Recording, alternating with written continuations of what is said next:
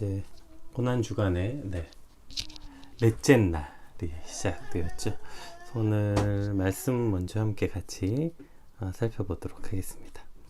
마태복음 27장 27절에서 44절 말씀입니다.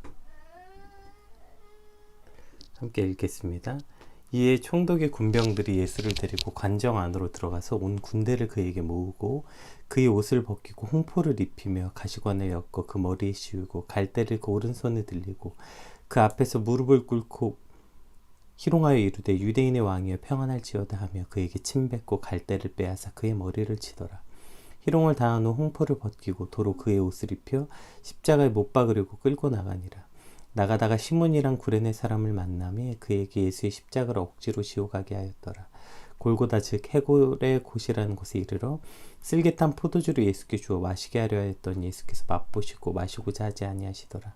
그들이 예수를 십자가에 못 박은 후에 그 옷을 제비 뽑아 나누고 거기에 앉아 지키더라. 그 머리 위에 이는 유대인의 왕 예수라 쓴 죄패를 붙였더라. 이때 예수와 함께 강도들이 십자가에 못 박히니 하나는 우편에 하나는 좌편에 있더라. 지나가는 자들은 자기 머리를 흔들며 예수를 모욕하고 이르되 성전을 헐고 사흘이 짓는 자여 내가 만일 하나님의 아들이거든 자기를 구원하고 십자가에서 내려오라 하며 그와 같이 대제사장들도 서기관들과 장로들과 함께 희롱하여 이르되 그가 남은 구원하였을 때 자기는 구원할 수 없도다. 그가 이스라엘의 왕이로다. 지금 십자가에서 내려올지어다. 그리하면 우리가 믿겠노라. 그가 하나님을 신뢰하니 하나님이 원하시면 이제 그를 구원하실지라. 그의 말이 나는 하나님의 아들이라 하였도다 하며 함께 십자가에 못 박힌 강도들도 이같이 욕하더라. 아멘.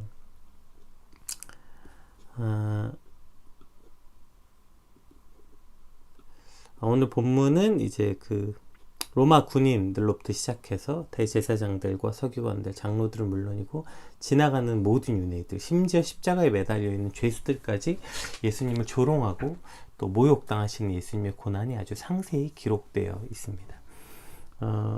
우리가 영화를 통해서도 이제 잘 아는 것처럼 왜 이전에 어저께 살펴본 이제 채찍질에서 십자가에 넘겨주니라 이 채찍질이 가죽으로 만든 채찍이 아니라 그 당시 로마에서 사용하던 채찍은 가죽 끝에 쇠붙이 같은 것이 달려 있어서 그것을 맞을 때마다 살이 뜯겨나가는 아주 끔찍한 형벌이었죠. 그래서 이미 그 채찍을 맞는 것만으로도 죽음에 이른 사람들이 많았다고 해요. 그런데 그 채찍을 맞으시고 다시 조롱을 당하시는 거죠. 이는 예수님이 당하시는 고통이 그 극심한 육체적인 고통 또 그에 못지않은 정신적 고통을 함께 당하고 계심을 보여주고 있습니다.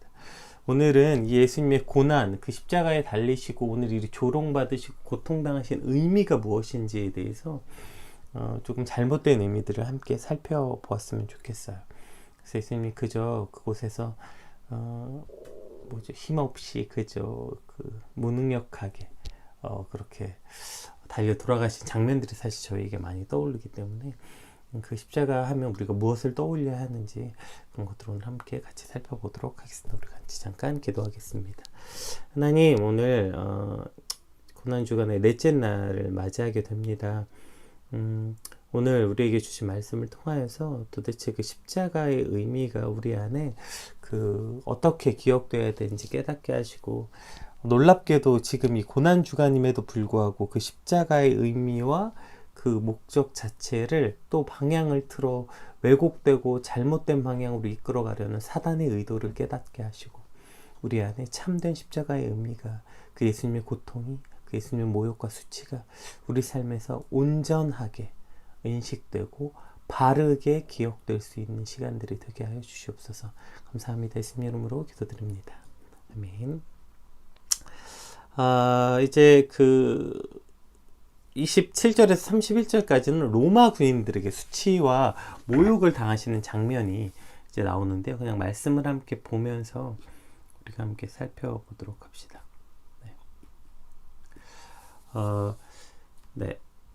이에 총독의 군병들이 예수를 데리고 관정 안으로 들어가서 온 군대를 그에게 모으고, 그러니까 여기서 그 한 부대가 600명 정도였다고 해요.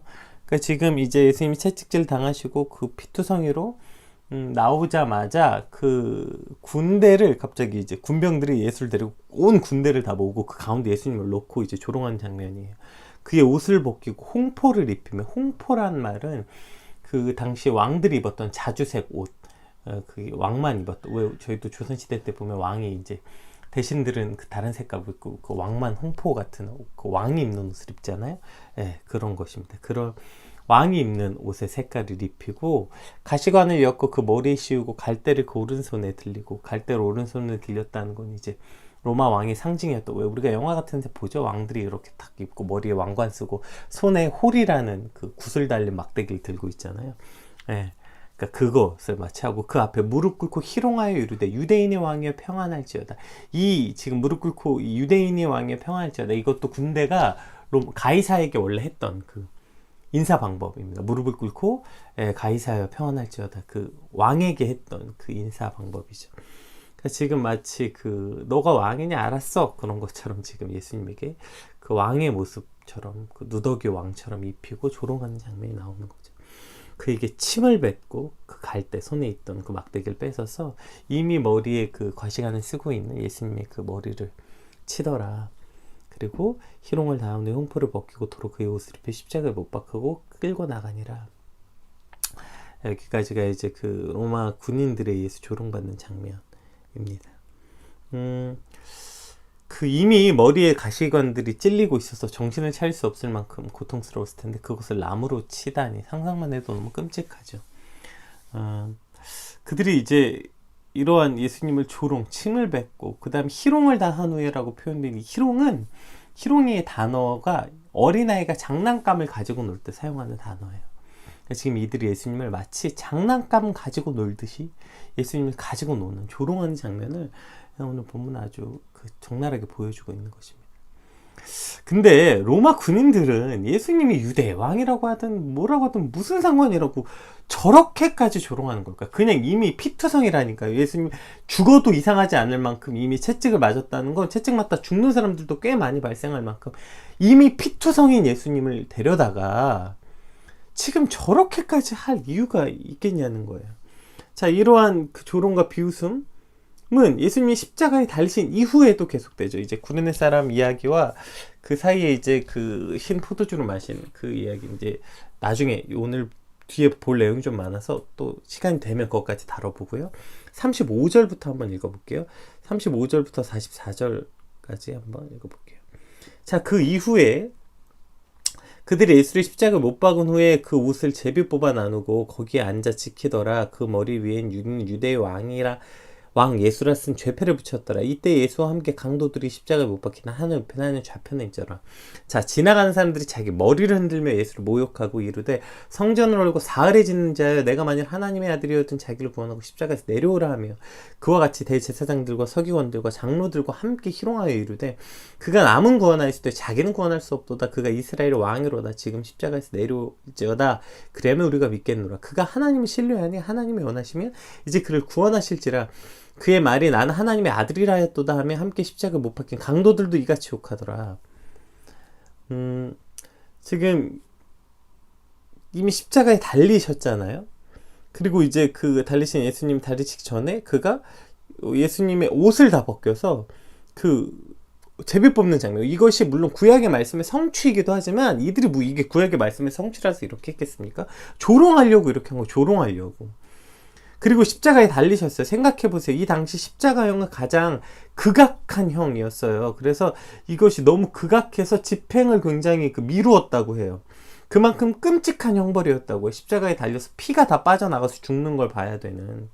그래서 이제 아까 위에 그 신 포도주라는 것은 그 모략과 포도주를 섞은 포도주라고도 말하고, 그 쓸개 포도주라고 하는 것은 이제 그거 둘 다 같은 의미라고 하는데요. 그 마취약이라고 해요. 그러니까 그 너무 고통스러우니까 그 마취 성분, 그래서 그걸 마시고 올라가서, 그러니까 아마 지금 이 죄수들 양옆에 앉았던 죄수들이 십자가에 못 박혀서도 예수님을 조롱할 정신이 있었겠죠. 어쨌든 이들이 지금 그렇게 그럴 만큼 그 죽어가는 사람에게 그 뭐죠? 마약 성분 혹은 그 마취 성분의 약을 먹여야 될 만큼 끔찍하고 고통스러운 그 십자가형, 그랬을 때 평소에 아무리 적이었어도 그걸 보는 사람들이 눈 뜨고 못 보겠다, 이런 게 사실 당연한 반응 아닙니까? 그 십자가에 달려서 피를 다 쏟아가는 사람을 보면서 아무리 그가 적이었고 미운 사람이었어도 그런 모습을 보면 안 그래도 마음이 좀 안 됐고, 그런 게 사실은 보통 인지상정일 텐데, 근데 지금 그들이 그 죽어가는 예수님 향해 지나가는 자들이 머리를 흔들며 예수를 모욕한, 당시 유대인들에게 머리를 흔든다는 건 매우 심한 조롱의 표현이었어요. 지금으로 치면 아마 손가락 욕, 뭔지 아시죠? 그런 것과 비슷하지 않았을까요? 지금 십자가에 달려 죽어가시는 예수님을 향해 지금 또 몸으로 또 입으로도 온갖 욕을 쏟아내는 거예요. 네가 하나님의 아들이면 내려와 봐라. 조롱하고 있는 거죠. 대제사장들과 서경관들과 장론들도 그 지금 고통당하신 예수님 향해서 내려와 봐라. 네 하나님의 아들이라며. 그리고 하나님이 네 편이잖아. 그럼 네 말에 기울여 주시겠지. 그러니까 너는 다른 사람을 구원하면서 너는 못 구원하냐? 지금 이렇게 조롱하고 있는 거예요. 여러분 상상해 보세요. 살이 다 뜯겨 나가셔서 피를 철철 흘리고, 게다가 지금 십자가에 못을 박혀서 매달려 있는 예수님을 향해 저들이 저렇게 조롱하고 있다고요. 지금 이거 다들 사이코패스 아닌가요? 거의 영화 같은 데서 보면 자기 가족들이 눈앞에서 죽어가는, 그러니까 자신의 가족을 자기 눈앞에서 죽인 원수한테도 저런 짓을 과연 할 수 있을까? 아무리 원수한테도 저런 짓을 하는 건 좀 아니지 않나? 저 정도면 거의 사이코패스 아닌가? 지금 여기 이 모여있는 수많은 사람들이 죽어가는 예수님 앞에 온몸에 피가 쏟아져 나와서 죽어가는 예수님 앞에 마치 미친 사람들처럼, 광기에 찬 사람들처럼 조롱하고 욕하고, 심지어는 그 옆에 있는 강도들까지 이와 같이 욕하는 장면이 나온다고요. 보세요.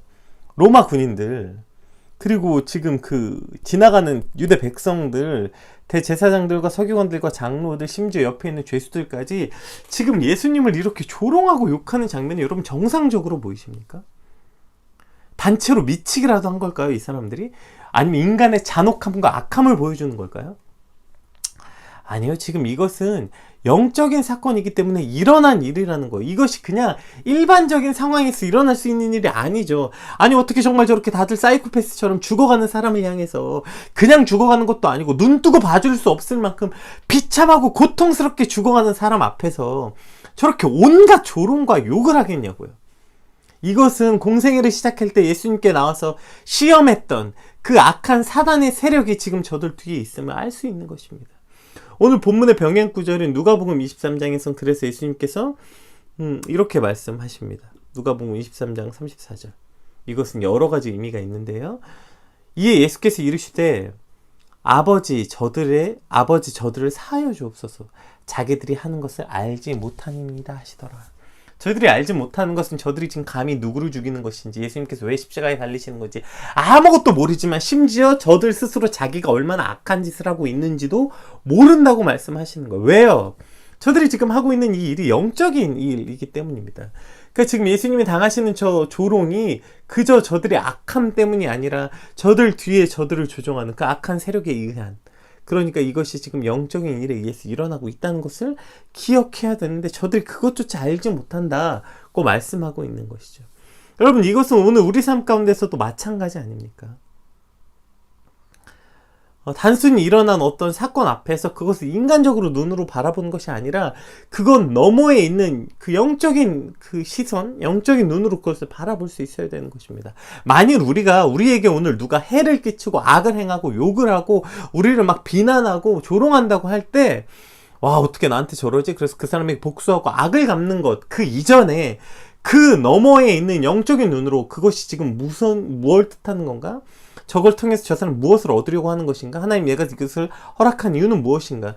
영적인 눈으로 그것을 바라볼 수 있어야 하는 거죠. 그 사람의 문제가 아니라 그 사람 뒤에 넘어서 지금 세상이 나를 조롱하고 있는 건지, 세상의 권세 잡은 자, 즉 사단이 이것을 통해서 나를 조롱하고 나를 넘어뜨리려고 하는 것인지 그것을 바라볼 수 있어야 하는 것입니다. 단순히 그것과 동일하게 나를 욕해, 나를 비난해? 그 사람 미워하고 같이 싸우는 그것 이전에 그것을 영적으로 눈으로 바라볼 수 있어야 되는 거죠. 그리고 비단 이것은 우리에게 어떤 해를 끼치는 일일 뿐 아니라 오늘 우리 삶에 일어나는 크고 작은 모든 일 앞에서, 그것이 그냥 단순히 일어나는 일이 아니라 그 모든 것을 주관하신 하나님과 또 오늘 우리를 넘어뜨리려고 온갖 우는 사자처럼 오늘도 두루 다닌다고 말했던 그 악한 영의 계략, 이것임을 분별할 수 있는 영적인 눈과 지혜가 우리에게 필요하고 그것을 구해야 하는 것입니다. 그럼 우리 삶에 우연히 일어나는 일은 없습니다. 오늘 우리 삶에 일어나는 일, 크고 작은 모든 일 앞에 이와 같이 영적인 눈으로 바라볼 수 있어야 이것이 어떤 일인지, 이건 좋은 일인지 나쁜 일인지, 그것을 통해 하나님께서 무엇을 원하시는지 우리는 알 수 있게 되는 것이죠. 오늘 우리가 구해야 될 것, 오늘 주님, 우리 앞에 일어난 이 모든 크고 작은 일 앞에 주님 우리에게 이것을 영적으로 분별할 수 있는 지혜와 능력을 주시옵소서. 함께 구하는 오늘이 되었으면 좋겠습니다. 또 지금 예수님께서 당하고 계신 이 수치와 조롱은 왜, 첫 번째는 이제 이것이 영적인 일이기 때문에 저들이 이런 비정상적인 모두 사이코패스 같은 일을 행하고 있고, 두 번째, 왜 이렇게까지 저들이 하는 것입니까? 이 수치와 조롱은 무엇을 의미하는 것이죠? 지금 십자가형이라는 건 죄인이 당해야 되는 거예요. 죄인. 그러나 죄 없으신 예수님께서 십자가의 고통을 당하셨고요. 죄인들이 당해야 되는 채찍을 맞으셨고요. 게다가 저 말도 안 되는 조롱과 모욕. 로마 군인들, 저 이방인들에게서도 지금 저 말도 안 되는 너가 왕이냐 이렇게 해서 그 머리에 관을 씌우고 손에 그걸 쥐피고 엎드려서 조롱하고 침뱉고, 같은 유대 민족들은 와서 네가 예수의 왕인지 내려와봐라 이런 어떤 저 수치와 모욕, 막 머리를 흔드는 저 모욕을 당한 것은 죄인이 당해야 되는 모습을 보여주고 계신다. 원래 죄인이 저러한 고통과 수치와 모욕은 죄인이 당해야 되는 형벌이라는 것입니다. 뒤집어 볼까요? 그럼 저 말은 내가 당해야 되는 거라고요. 그러니까 오늘 예수님이 당하고 계시는 저 고통의 모든 것, 그냥 십자가의 고통뿐 아니라 육신의 고통뿐 아니라 어쩌면 그 육신의 고통보다 더, 그러니까 육신의 고통과 거의 비등하게, 그러니까 덜 하지 않는 저 수치와 모욕을 당하신 거죠. 왜요? 저거 원래 내가 당해야 되는 일이라고. 내가. 저 말도 안 되는 고통과 수치와 모욕은 내가 받을 것인데 죄 없으신 예수님께서 대신 받으시는 거라고요. 이것이 내가 받아야 할 일이었구나. 원래 우리가 이것을 깊게 깨닫는다면 요한복음 15장 말씀이 조금 달리 보여야 되는 것 아닙니까? 한번 볼까요? 요한복음 15장 18절, 세상이 너희를 미워하면 너희보다 나를 먼저 미워한 줄 알라. 이것이 그치, 우리가 예수님 편에 서면 세상이 예수님을 미워했으니까, 빛 대신 예수님 미워했으니까 세상이 우리도 미워하게 될 것이다 정도로 생각했는데, 세상이 예수님을 지금 어떻게 미워했어요? 다들 정말 미친 사이코패스가 된 것처럼 예수님의 고통을 즐기고 조롱하고 지금 그렇게 했잖아요. 그리고 그것은 원래 예수님이 당하셔야 되는 것이 아니라 죄인인 내가 당해야 했던 일인 것을 기억한다면, 오늘 우리가 이 땅에서 무슨 예수님을 위해서 얼마나 대단한 일을 당한다고, 내가 예수님을 믿어서 뭐 직장을 포기했네, 성공할 수 있었는데 그걸 포기했네, 돈 벌 수 있었는데 그걸 포기했네, 내가 예수를 믿어서 뭘 포기했네, 우리가 감히 어떻게 그딴 소리를 할 수 있겠습니까? 우리가 이 땅에서 예수님을 위해 무슨 얼마나 대단한 일을 했다고, 예수님이 나 대신 당하신 저 고통 앞에, 저 조롱 앞에, 저 수치 앞에 감히 어떻게 그런 말을 할 수 있겠어요? 그냥 그것에 대해서 아주 조금 흉내만 내고 살고 있어도, 예수님이 나 대신 받으신 조롱과 고통을 기억한다면 우리가 오늘 당하고 있는 이것을 감히 모욕이라고 할 수나 있겠습니까? 지금 한국교회가 한 번도 경험해보지 못한 모욕과 수치 속에 있다고 말합니다. 맞죠? 그런데 오늘 예수님이 당하신 모욕과 수치 앞에 그걸 그렇게 대단한 것처럼 떠들고, 내가 지금 교회 나가면 회사에서 잘릴 수도 있지만 내가 교회 나간다, 내가 지금 예수 믿는다고 말하면 거의 학교와 회사에서 거의 조롱 당하고 진짜 비난 당하는데 내가 그것을 감당하고 밝힌다. 이렇게 말할 수 있겠냐는 거예요. 오늘 예수님이 나 때문에 당하신 그 조롱과 수치 앞에 감히 우리가 어떻게 그렇게 쉽게 말할 수 있겠습니까? 물론 우리가 지금 기독교인으로서 이 땅에 살아간다는 게 쉽다는 말 아닙니다. 불이익도 당하고요, 조롱과 수치를 당하곤 합니다. 애매한 고통 당하죠. 그리고 지금 그 정도가 더 심한 시대 맞습니다. 학교에서 아이들이 나 교회 다닌다고 말하는 것 자체가 스스로 정말 왕따를 자청하는 말인 것처럼 어려운 시대, 회사에서도 마찬가지죠. 조롱의 대명사가 되어버린 건 맞습니다. 그러나 오늘 나를 대신해서 받으신 예수님의 저 모욕과 조롱을 기억한다면 내가 교회 다닌다고 내가 또 믿음이 있다고 당하는 애매한 고통과 모욕은 아무것도 아니고 내가 당연히 감당해야 하는 것임을 우리는 알 수 있게 되는 것입니다. 왜요? 대신 지셨기 때문이죠. 여러분, 저 모욕과 저 고통이 비정상적인 이유는 저것이 원래 내가 당해야 되는 고통이기 때문입니다.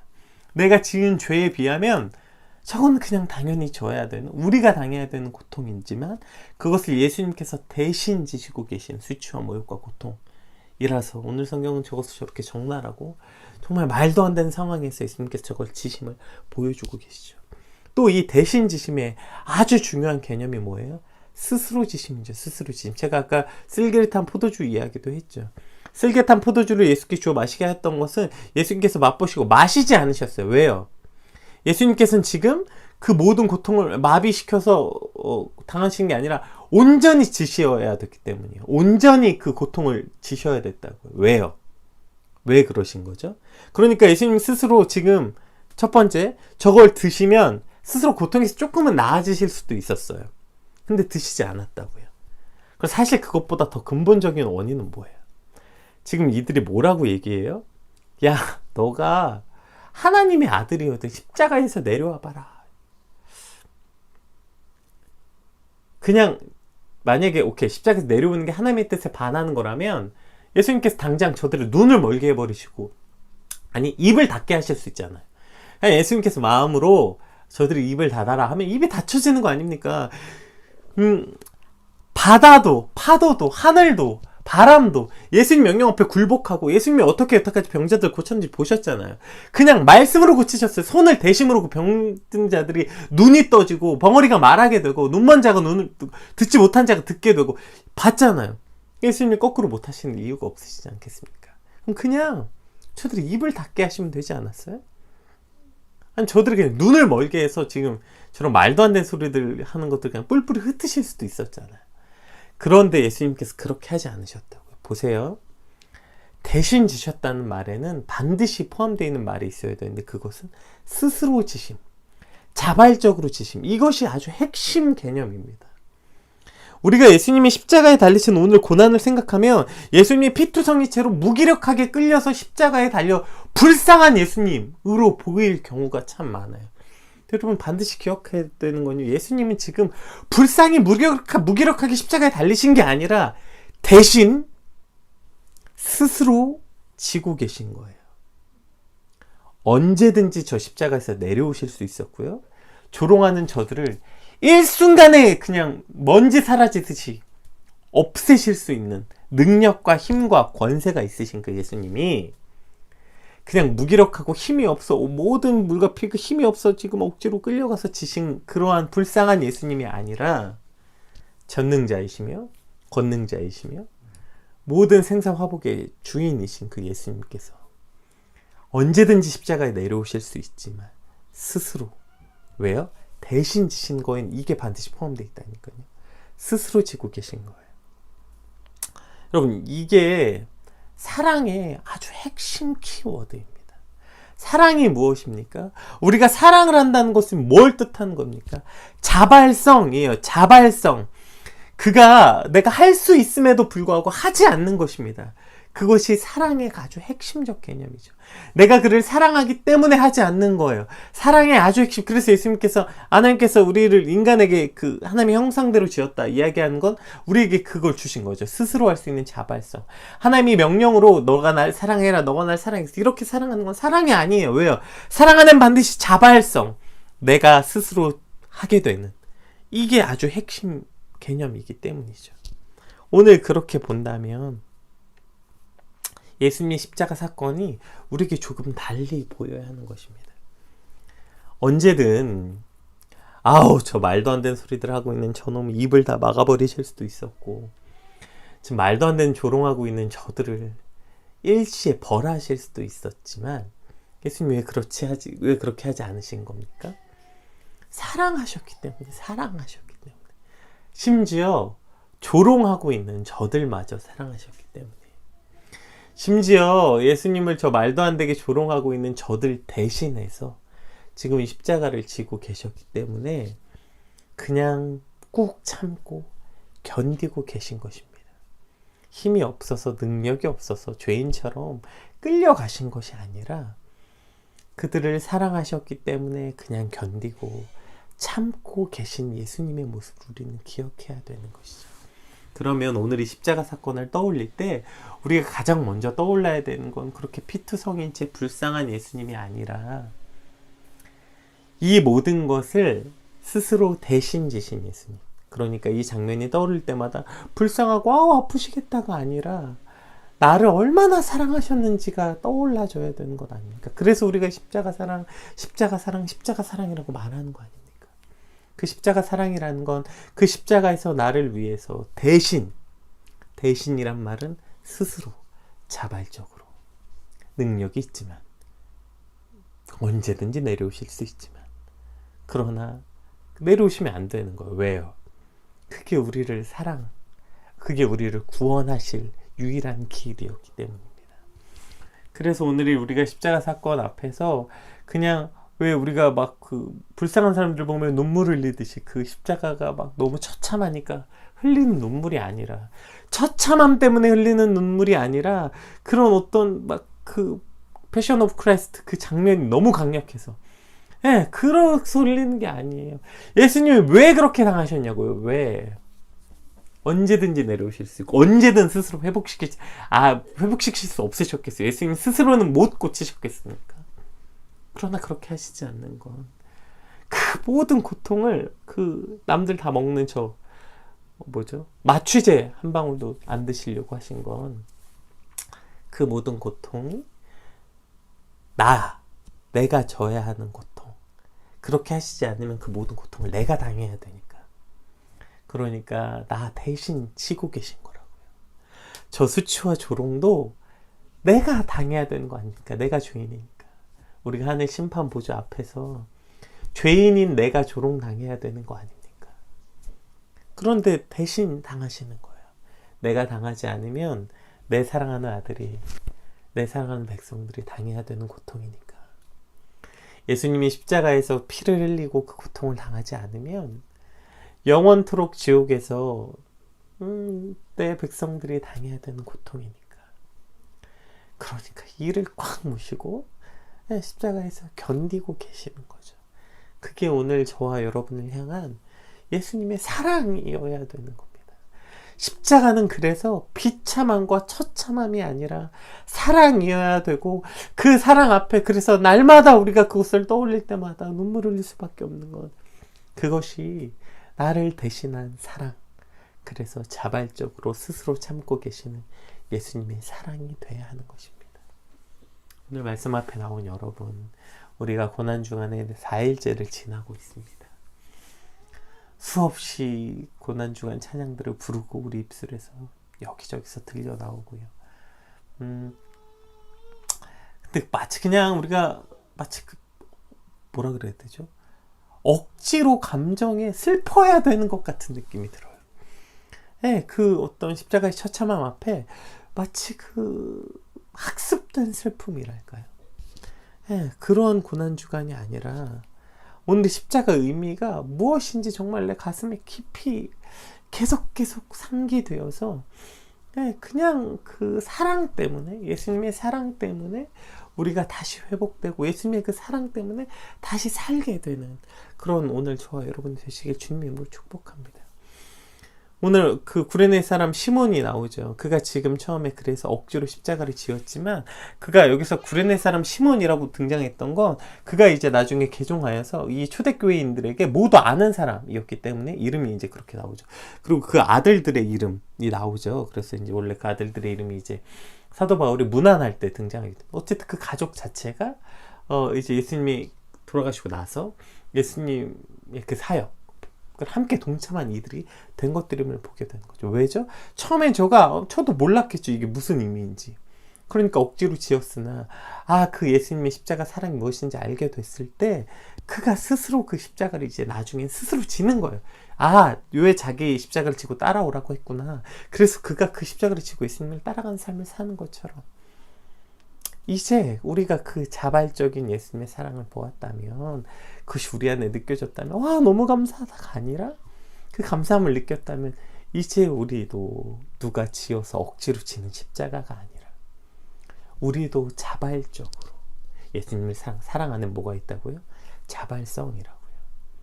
나도 그러면 자발적으로 기꺼이 예수님을 따라가는, 그러한 삶을 살아가기로 결정하고 결단하고 살아내는 것, 오늘 그것이 우리에게 주어진 일이라는 것입니다.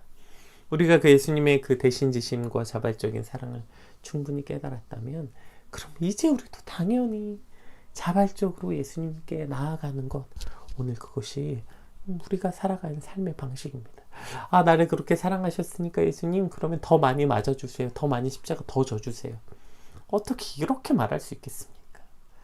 그럼 예수님, 그렇게까지 져주셨으니까, 그러니까 저한테 그러면 이제, 그 정도도 해주셨는데, 뭐 돈은 못 주시겠습니까? 그 정도도 해주셨는데, 뭐 성공을 못 주시겠습니까? 우리가 어떻게 그런 기도를 주님께 드릴 수 있겠습니까? 이제 우리의 기도가 바뀔 수밖에 없게 되는 거죠. 그러면 이제 나도 자발적으로 그 길을 가겠습니다. 자발적으로 그 십자가를 질 수밖에 없는 것, 이것이 우리 삶이 되어야 하는 것입니다. 오늘 이 고난주간의 넷째 날 우리를 위해서 대신 지신 십자가는 예수님 스스로 자발적으로 지신 사랑, 그래서 그 사랑이 우리 안에 차고 넘쳐서 그 어떠한 사단의 세력 앞에서도 흔들리지 않고, 그 사랑 때문에 우리가 가슴 벅차고, 그 사랑 때문에 오늘도 내가 살아있음을 고백하는 저와 여러분이 되시고, 그리고 이제 그 사랑 때문에 내가 갈 수 없는 그곳으로 갈 수 있게 됐음을 우리가 선언하시고, 주님께 기꺼이 자발적으로 우리도 나아가는 저와 여러분의 네 번째 고난주간의 네 번째 날이 되시길 주님의 이름으로 축복합니다. 우리 받은 말씀 붙잡고 함께 같이 기도하겠습니다.